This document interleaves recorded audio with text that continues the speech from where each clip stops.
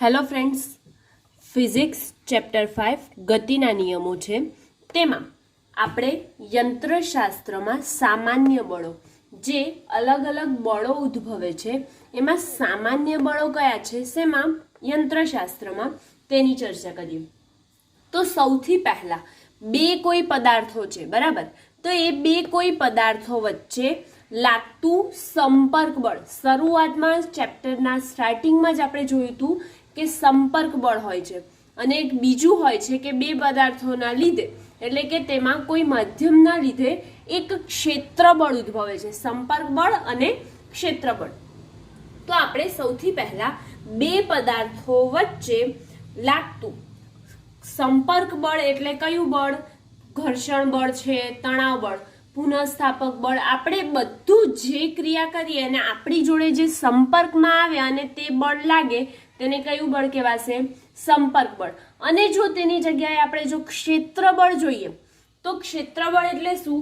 તો કોઈ બે માધ્યમ છે, એટલે કે બે વસ્તુ ભલે દૂર છે પણ તે કોઈ માધ્યમ છે, એ માધ્યમની જરૂર સિવાય બળ લાગે. ધારો કે એક અહીંયા તમારે ચુંબક મૂકેલો છે, ગજિયો ચુંબક. ઓકે, હવે એ ગજિયા ચુંબકની પાસે અહીંયા થોડેક દૂર એક ખિલ્લી છે, એક ખિલ્લી પડી છે.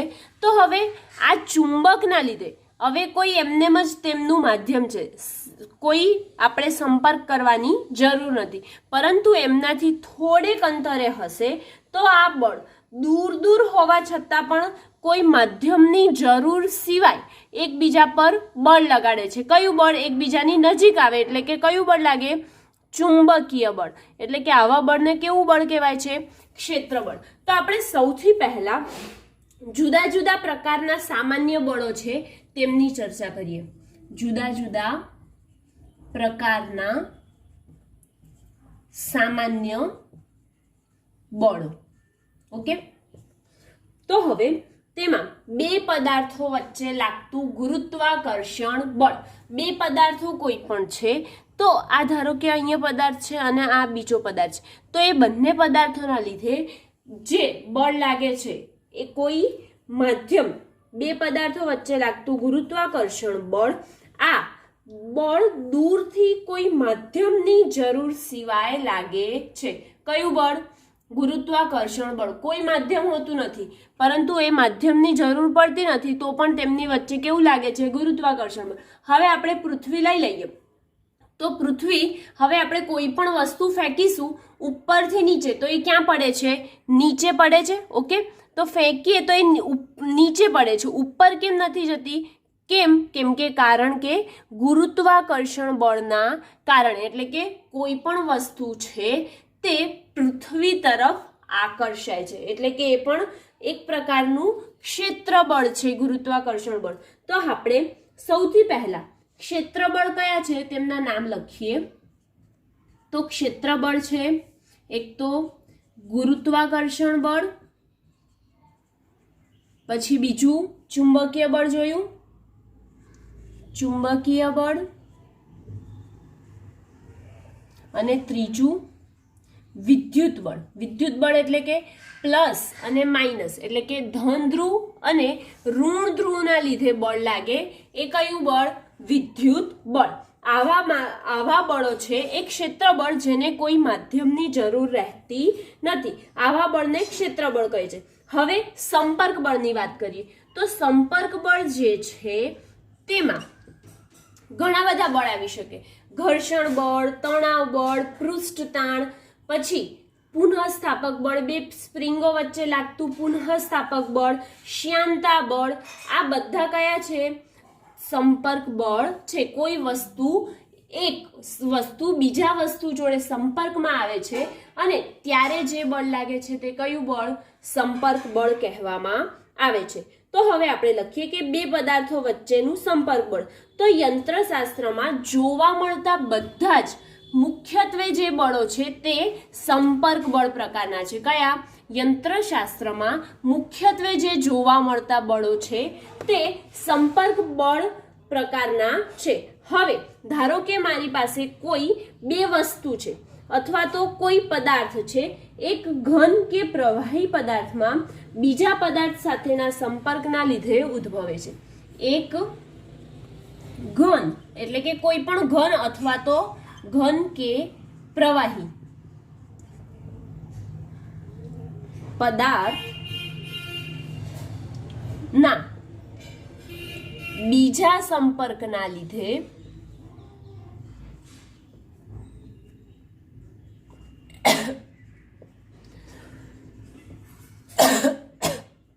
ઉદ્ભવે છે. તે કયું બળ? સંપર્ક બળ.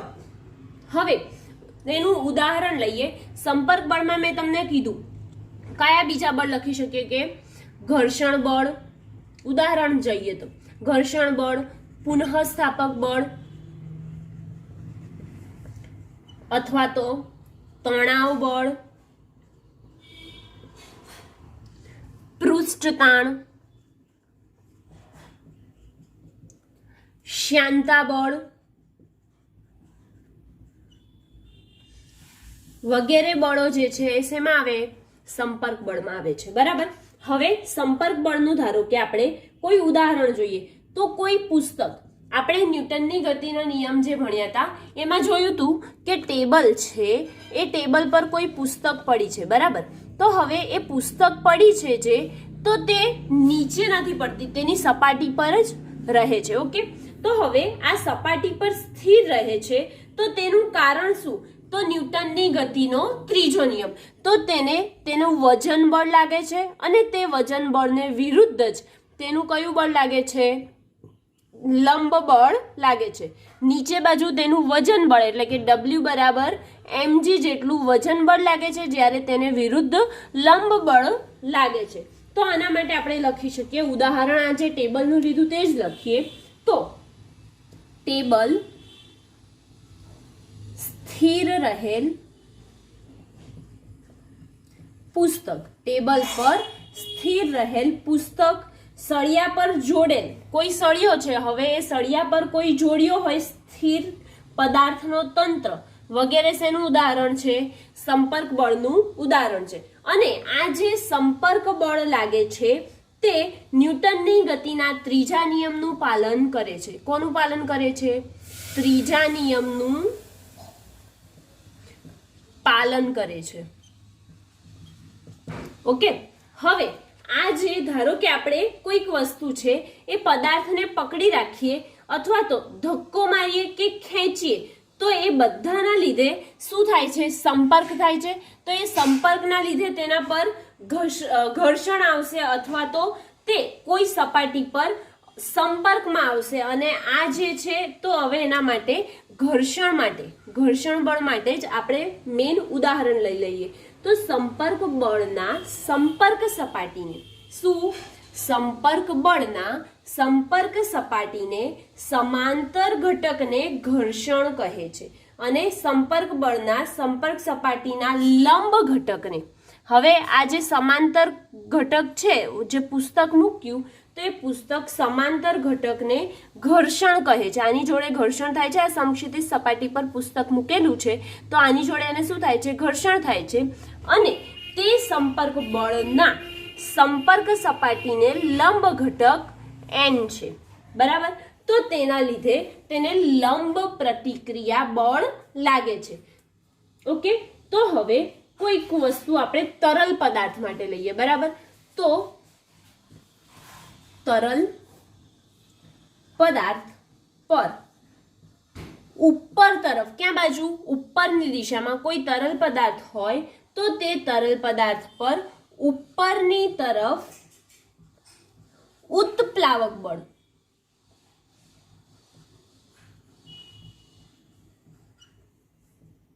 લાગે છે જે તેણે ખસેડેલા તરલના વજન જેટલું હોય છે. એટલે કે તે આપણે તરલ પદાર્થ જે છે તેને ખસેડ્યો હોય તેના વજન જેટલું હોય છે. કોણ? ઉત્પ્લાવક બળ. તો અહીંયા લખી શકીએ કે ઉત્પ્લાવક બળ લાગે છે જે તેણે ખસેડેલા તરલના વજન, તરલ એટલે કે કોઈ પ્રવાહી, બરાબર, તરલના વજન જેટલું હોય છે. ઓકે, હવે એને શું કહીએ તો એ વજન જેટલું હોય તો એને શ્યાનતા, તરલ પદાર્થમાં જનરલી મોટા ભાગે જે લાગતું બળ છે તે શ્યાનતા બળ છે. બરાબર, તો શ્યાનતા બળ સંપર્ક બળનું જ ઉદાહરણ છે. બરાબર, તો અહીંયા આપણે શ્યાનતા બળ તેવું લખી કાઢ્યું. હવે સ્પ્રિંગ છે તો આપણે સ્પ્રિંગનું ઉદાહરણ લઈએ તણાવ બળ માટે અથવા તો કોઈ વસ્તુ માટે. તો તણાવ બળ માટે જો સ્પ્રિંગનું ઉદાહરણ લઈએ તો હવે આ સ્પ્રિંગ અહીંયા આ હુક છે ત્યાંથી અહીંયા સ્પ્રિંગ લટકે છે. બરાબર, તે તેની સ્થિતિમાં એમનેમ છે.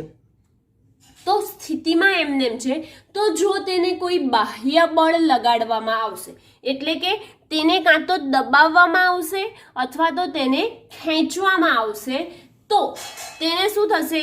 એ પોતાનો આકાર બદલશે. પોતાનો આકાર બદલશે એટલે કે શું થયું? તેના પર કોઈ બાહ્ય બળ લાગ્યું. બરાબર, તો હવે આ જે બાહ્ય બળ લાગ્યું તો એ સ્પ્રિંગ તે વખતે શું થઈ? સ્થાનાંતરિત થઈ. પહેલા તો તે આ સ્વરૂપે હતી તો તેના પર જો બાહ્ય બળ લાગે તો તે આપણે ખેંચીએ છીએ તો તે થોડી શું થઈ ગઈ? પહોળી થઈ. એટલે કે આ જે ભાગ નાનો હતો એની જગ્યાએ કેવો થઈ જાય છે? મોટો થાય છે. એટલે કે તેનામાં સ્થાનાંતર, એકબીજા વચ્ચેનું અંતર શું થયું? વધી ગયું. એટલે કે આટલું એ વધી તો આટલું એનું શું થયું? ટોટલ સ્થાનાંતર થયું તેમ કહેવાય. બરાબર, આટલું તેનામાં સ્થાનાંતર થયું. તો આપણે સ્પ્રિંગથી ઉદ્ભવતું બળ પુનઃસ્થાપક બળ જે છે તે જોઈએ છે. તો પુનઃસ્થાપક બળ. બરાબર, તો પુનઃસ્થાપક બળ જ્યારે સ્પ્રિંગને બાહ્ય બળ દ્વારા ખેંચવામાં આવે અથવા તો તેને સંકોચન આપવામાં આવે તો તેનામાં થોડુંક શું થાય છે? નાનું એવું સ્થાનાંતર થાય છે. હવે એ જે નાનું એવું સ્થાનાંતર થાય છે એને હું ધારો કે ડેલ્ટા એક્સ લઈ લઉં. તો એ નાનું એવું સ્થાનાંતર છે અને ડેલ્ટા એક્સ લઈ લઉં તો સ્પ્રિંગની લંબાઈ તેના ફેરફારના સમપ્રમાણમાં હોય છે. જે સ્થાનાંતર થાય છે તે તેની લંબાઈના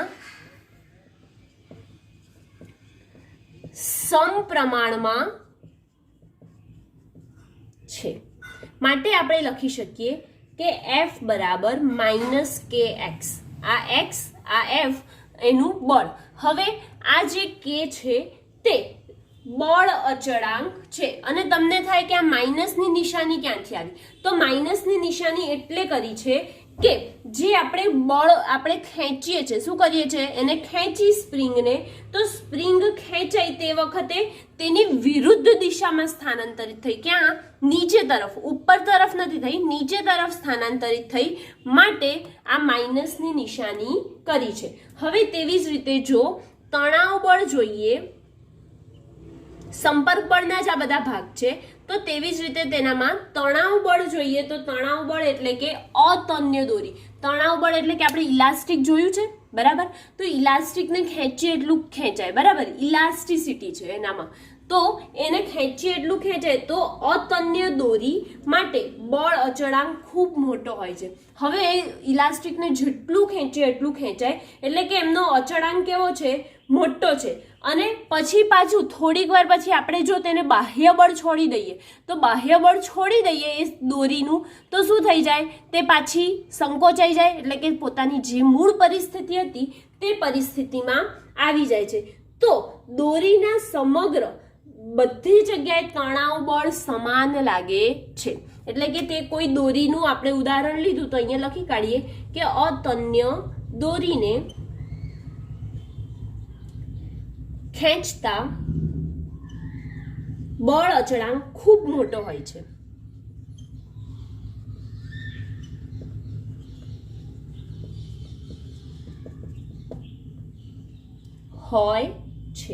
હવે આ બળ અચળાંક ખૂબ મોટો હોય છે તો દોરીમાં ઉદ્ભવતા પાછું પોતાની જગ્યા પર જાય છે તો પાછા ઉદ્ભવતા બળને પુનઃસ્થાપક બળને કારણે તણાવ ઉત્પન્ન થાય છે. તો દોરીમાં ઉદ્ભવતા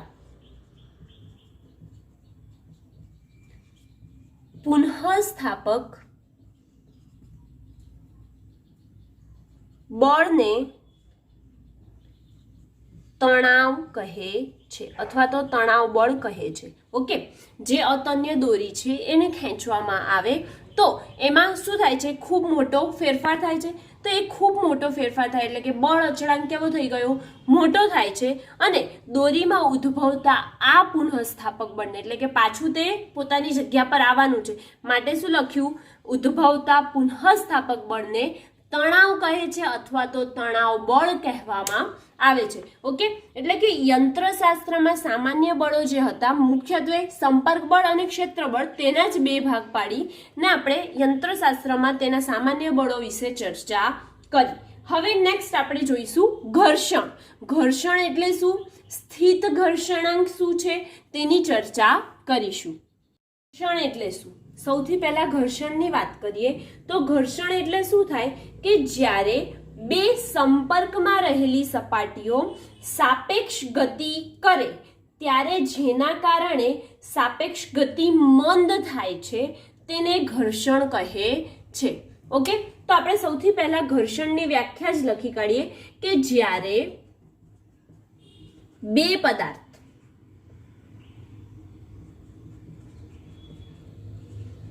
સંપર્કમાં રહેલી સપાટી શું થાય, સાપેક્ષ ગતિ કરે. સંપર્કમાં રહેલી સપાટી એકબીજાની સાપેક્ષ ગતિ કરે એટલે કે આપણે લખીએ છીએ સાપેક્ષ ગતિ કરે ત્યારે જેના કારણે સાપેક્ષ ગતિ મંદ પડે અથવા તો ધીરી પડે તેને ઘર્ષણ કહે છે. એટલે કે આપણે જો તેનું કોઈક ઉદાહરણ લેવું હોય તો આપણે ધારો કે એક્સિલેટર આપીને જો કારને કે આપણા સ્કૂટરને જવા દઈશું તો તે સતત ગતિ કરશે, પરંતુ જો તેમાં એક્સિલેટર ઓછું કર્યું તો ટાયર એટલે કે જે કારનું ટાયર છે તે અને જમીન વચ્ચે ઘર્ષણ લાગે છે. એ બંને સાપેક્ષ ગતિમાં છે તો સાપેક્ષ ગતિ કરે ત્યારે એકબીજા વચ્ચે શું લાગે છે, ઘર્ષણ લાગે છે. એના લીધે એમની ગતિ શું થાય છે, મંદ પડે છે. બરાબર. હવે હું એક આકૃતિ દોરું છું. જે આ આકૃતિ છે તેમાં એક સમક્ષિતિજ સપાટી છે. બરાબર. હવે આ સમક્ષિતિજ સપાટી પર એક સમતલ મૂકેલો છે અને એ સમતલમાં એનું વજન બળ લાગે છે અને આ બાજુ એનું ફ્રિક્શન એટલે કે જે ઘર્ષણ લાગે છે તે Fs અને બળ જે બાહ્ય બળ આપીએ છે તે આ બાજુનું છે અને આ સપાટી છે એટલે કે કોઈ બ્લોક મૂક્યો છે એના પર તેનું લંબ બળ ધારો કે n છે. બરાબર. હવે આ સમક્ષિતિજ સપાટી પર કોઈ બ્લોક અથવા તો કોઈ પદાર્થને મૂકવામાં આવે તો તે પદાર્થ પર લાગતું વજન બળ, તે પદાર્થ પર લાગતું વજન બળ, વજન ક્યાં લાગે, સપાટી પર લાગે ને, તો વજન બળ નીચે તરફ લાગશે માટે લાગતું વજન બળ W બરાબર mg છે. બરાબર.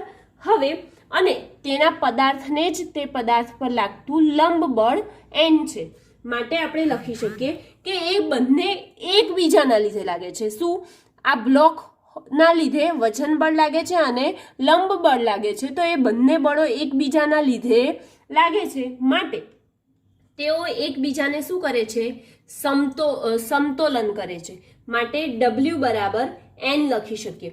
હવે આ જે છે આપણે શેના વિશે ચર્ચા કરી રહ્યા છે, આ સ્થિત ઘર્ષણાંકમાં જે સ્થિત ઘર્ષણ બળ છે તેની વાત કરીએ છીએ. તો સૌથી પહેલા અહીંયા લખી કાઢીએ કે સ્થિત ઘર્ષણ બળ. ઓકે. હવે આ સમક્ષિતિજ સપાટી પર આ બંનેના લીધે જે બળ લાગે છે W બરાબર n છે. બરાબર. તો W બરાબર n છે તો તમે ચાહો તો W બરાબર mg મૂકી શકો છો. જો પદાર્થ પર એકલું જ બળ હોય અને તે બળ ગમે તેટલું નાનું હોય તો પણ પદાર્થ F ના છેદમાં m જેટલું પ્રવેગિત ખસતો જાય છે એટલે કે પ્રવેગિક ગતિ કરે છે. શું, પદાર્થ પર એકલું જ બળ હોય, પદાર્થ પર તેનું પોતાનું એકલું જ બળ હોય અને તે બળ ગમે તેટલું નાનું હોય, શું, એકલું બળ હોય પણ એ નાનું હોય તો પણ તે પોતાના પદાર્થ પર એફના છેદમાં એમ જેટલું પ્રવેગથી ખસતો જાય છે. તો અહીંયા લખીએ, જો પદાર્થ પર એકલું જ બળ હોય અને તે બળ ગમે તેટલું કેવું હોય, નાનું હોય, ગમે તેટલું નાનું હોય તો પણ એફના છેદમાં એમ જેટલું પ્રવેગથી ખસતો જાય છે. બરાબર. હવે આ એફના છેદમાં એમ જેટલું તે ખસતો જાય છે, તો એનો મતલબ એ થયો કે એકબીજાના લીધે તેના પદાર્થ પર જ તેને શું લાગે છે, પદાર્થ સ્થિર હોય તો પણ આપણે તેવું કહી શકીએ કે પદાર્થ પર એકબીજાના લીધે સમક્ષિતિજ દિશામાં જે છે તે એકબીજાના લીધે તેમનું વિરુદ્ધ બળ લાગે છે. તો હવે આ વિરુદ્ધ બળ લાગે છે, તો આ લાગેલું બળ વિરુદ્ધ છે, માટે તેમનું ચોખ્ખું બળ એટલે કે તેનું પરિણામી બળ કેટલું થઈ જાય છે, શૂન્ય થઈ જાય છે. તો આપણે તેના માટે બી લખી શકીએ કે જો પદાર્થ સ્થિર હોય તો આપણે કહી શકીએ કે પદાર્થ પર લગાડેલ બળની વિરુદ્ધ સમક્ષિતિજ દિશામાં કોઈક બળ લાગવા માંડે છે. હવે આપણે કોઈક બળ લગાડેલું છે, બરાબર. તો હવે આ બળ જે લગાડેલું છે, પદાર્થ સ્થિર છે, તો પદાર્થને કોઈ બળ લગાડવામાં આવે તો તેની સપાટી, સમક્ષિતિજ સપાટીને વિરુદ્ધ કોઈ બળ લાગે છે તેવું માનવામાં આવે છે. કેમ કે આપણે જોરથી લગાવવું પડે છે, માટે સમક્ષિતિજ દિશામાં કોઈક બળ લાગવા માંડે છે જે બળનો વિરુદ્ધ કરે છે, જે આ બળ વિરુદ્ધ કરે છે. તો આના લીધે એમનું પરિણામી બળ જે છે તે કેટલું થઈ જાય છે, શૂન્ય થાય છે. તો આપણે ખાલી આ લખી દઈએ કે જો પદાર્થ સ્થિર હોય તો કહી શકાય કે પદાર્થ પર લગાડેલ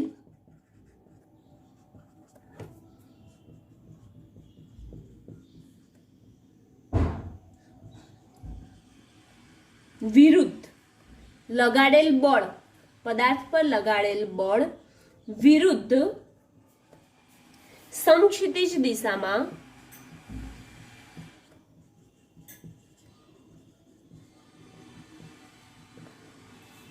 કોઈક બળ લાગવા માંડે છે,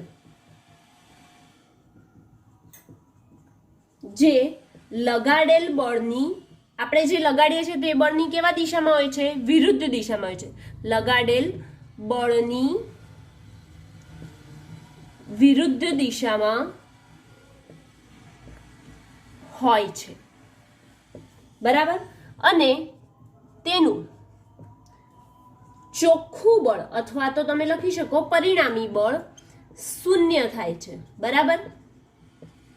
હવે જો પદાર્થ પર આનું જ ઉદાહરણ લઈએ તો પદાર્થ અને ટેબલની વચ્ચે તેમની સંપર્ક સપાટી પર સમાંતર દિશામાં આ જ રીતે તેમનું સ્થિત ઘર્ષણ બળ કહેવામાં આવે છે. એટલે કે આ પદાર્થ છે કોઈ અને તેનું આ ટેબલ છે, તો એ ટેબલ છે તેની સમાંતર દિશામાં લાગતા આ બળને સ્થિત ઘર્ષણ બળ કહે છે. પદાર્થ અને ટેબલ ની સંપર્ક સપાટીને સમાંતર દિશામાં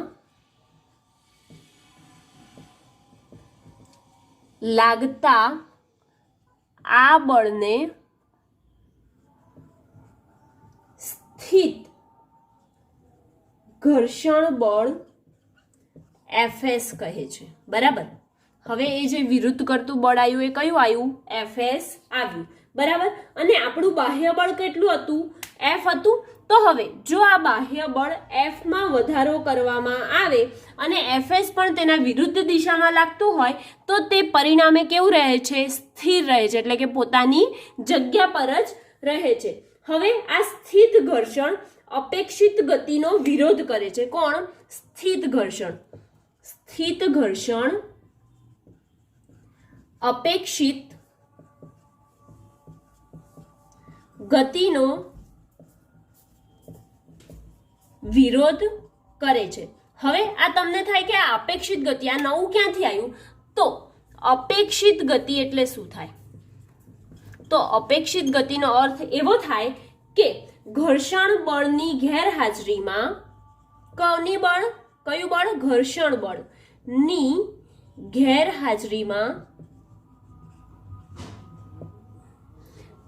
ગેરહાજરીમાં પદાર્થ પર બળ લગાડતા જે ગતિ થાય છે, ઘર્ષણ બળની ગેરહાજરીમાં પદાર્થની પર બળ લગાડતા જે ગતિ થાય તેને કઈ ગતિ કહેવાય છે? અપેક્ષિત ગતિ કહેવામાં આવે છે. હવે આ અપેક્ષિત ગતિ આપણે સમજ્યા તો પદાર્થ ખસવાની શરૂઆત કરે છે, બરાબર. આપણે કોઈ બળ ગેરહાજરીમાં, કોના? ઘર્ષણ બળની ગેરહાજરીમાં પદાર્થ પર બળ લગાડીએ છીએ તો એ પદાર્થ શું કરે છે? ખસવાની શરૂઆત કરે છે. તો જે ખસવાની શરૂઆત કરે છે અને તેના પર જે ઘર્ષણ બળ લાગે તેને મહત્તમ સ્થિત ઘર્ષણ બળ કહે છે, બરાબર. તો હવે આ મહત્તમ સ્થિત ઘર્ષણ બળ એટલે શું? તો મહત્તમ સ્થિત ઘર્ષણ બળ Fs મેક્સિમમ કહેવામાં આવે છે, બરાબર.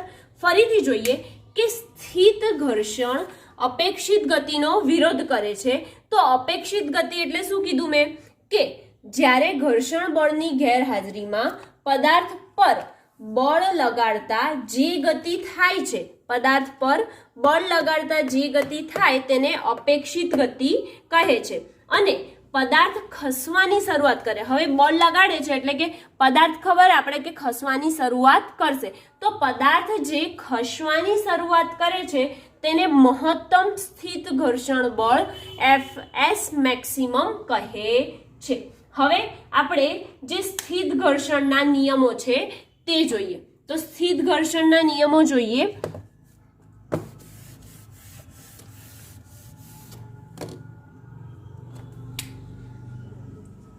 સ્થિત ઘર્ષણના નિયમો, બરાબર. હવે આ જે સ્થિત ઘર્ષણ આવ્યું છે તેના નિયમો શું થાય? તો સૌથી પહેલા મહત્તમ સ્થિત ઘર્ષણ બળ. શું? મહત્તમ સ્થિત ઘર્ષણ બળ Fs મેક્સિમમ. સ્થિત ઘર્ષણ બળ સપાટીના સંપર્ક ક્ષેત્ર ફળ પર, એટલે કે કેટલું ક્ષેત્રફળ ઘેરાયેલું છે સંપર્ક સપાટીનું તેના પર આધારિત નથી. કોણ? સ્થિત ઘર્ષણ. અને મહત્તમ સ્થિત ઘર્ષણ બળ લંબ બળના સમપ્રમાણમાં હોય છે. જે મહત્તમ સ્થિત ઘર્ષણ બળ છે Fs મેક્સિમમ તે કોના સમપ્રમાણમાં હોય છે? લંબ બળ. લંબ બળ કયું હતું? n હતું. તેના સમપ્રમાણમાં હોય છે. મહત્તમ સ્થિત ઘર્ષણ બળ લંબ બળના સમપ્રમાણમાં છે. હવે આ સમપ્રમાણમાં છે તો તેને કેવી રીતે લખાય? Fs maximum is proportional to કોની જોડે? લંબ બળ. લંબ બળ n છે તો Fs maximum is proportional to n. તો હવે આ જે સમપ્રમાણતા છે તેને કાઢવા માટે કોઈ અચળાંક મૂકવો પડે. માટે Fs maximum is equal to μs n થાય, બરાબર. μs શું છે? તો μs એ આપણે સ્થિત ઘર્ષણ બળ લીધું હતું માટે સ્થિત ઘર્ષણાંક છે, એટલે કે સ્થિત ઘર્ષણ બળનો અચળાંક સ્થિત ઘર્ષણાંક છે. હવે μs લઈએ તો μs ને સ્થિત ઘર્ષણાંકને જો કરતા બનાવીએ તો μs બરાબર Fs મેક્સિમમ અપોન શું થાય? n થાય, બરાબર ને. હવે આ જે મહત્તમ સ્થિત ઘર્ષણ બળ અને લંબ બળના ગુણોત્તરને શું કહીએ છીએ આપણે? સ્થિત ઘર્ષણાંક μs કહેવામાં આવે છે. ફરીથી શું? મહત્તમ ઘર્ષણ બળ અને લંબ બળના ગુણોત્તરને સ્થિત ઘર્ષણાંક મ્યુએસ કહેવામાં આવે છે. અને પદાર્થ ખસતો ન હોય, જ્યારે બાહ્ય બળ લગાડીએ ત્યારે જો પદાર્થ ખસતો ન હોય તો Fs is less than equal to mu s N થાય. કઈ શરત માટે? પદાર્થ ખસતો ન હોય ત્યારે. બરાબર, જ્યારે પદાર્થ ખસતો ન હોય ત્યારે આ કન્ડિશન, અને જ્યારે આપણે મહત્તમ સ્થિત ઘર્ષણાંક જે જોઈએ તો આપણો પદાર્થ શું થયું હતું? સહેજ ખસવા માંડ્યું. અપેક્ષિત ગતિ કરી હતી, બળ લગાડવામાં આવ્યું તો એ ગતિ કરી, તેના લીધે તેનું સ્થિત ઘર્ષણ સપાટીના સંપર્કના ક્ષેત્રફળ પર આધારિત નથી. શું? સ્થિત ઘર્ષણના નિયમ શું છે? મેન આ ખાસ યાદ રાખવાના. સ્થિત ઘર્ષણના નિયમમાં સ્થિત ઘર્ષણ બળ સપાટીના સંપર્ક ક્ષેત્રફળ પર આધારિત નથી. મહત્તમ સ્થિત ઘર્ષણ બળ લંબ બળના સમપ્રમાણમાં છે, અને સમપ્રમાણમાં છે તેથી Fs maximum is proportional to n, અને Fs maximum બરાબર મ્યુએસ એન થાય. મ્યુએસ એ શું છે? સ્થિત ઘર્ષણાંક છે, અને મ્યુએસ ને જો કરતા બનાવીએ તો Fs maximum upon n થાય. અને જો તેની વ્યાખ્યા જોવા જઈએ તો શું થાય કે મહત્તમ સ્થિત ઘર્ષણ બળ અને લંબ બળના ગુણોત્તરને મ્યુએસ એટલે કે સ્થિત ઘર્ષણાંક કહે છે. જ્યારે પદાર્થ ખસતો ન હોય તો આ શરત લાગુ પડે. કઈ? Fs is less than equal to mu s N. એટલે કે જે ઘર્ષણ એટલે શું અને સ્થિત ઘર્ષણ બળની સમજૂતી જે હતી તે અહીંયા કમ્પ્લીટ થાય છે. હવે આપણે નેક્સ્ટમાં જે ગતિ ઘર્ષણાંક, રોલિંગ ઘર્ષણાંક જે છે એ બધાની ચર્ચા કરીશું. એટલે કે જે ગતિ કરતી વખતે ઘર્ષણ બળ લાગે છે તે, અથવા તો રોલિંગ થાય એટલે કે ઉપર નીચે જે રોલિંગ થાય છે રોલરથી, એના પર જે ઘર્ષણ બળ લાગે તેની આપણે ચર્ચા નેક્સ્ટમાં કરીશું.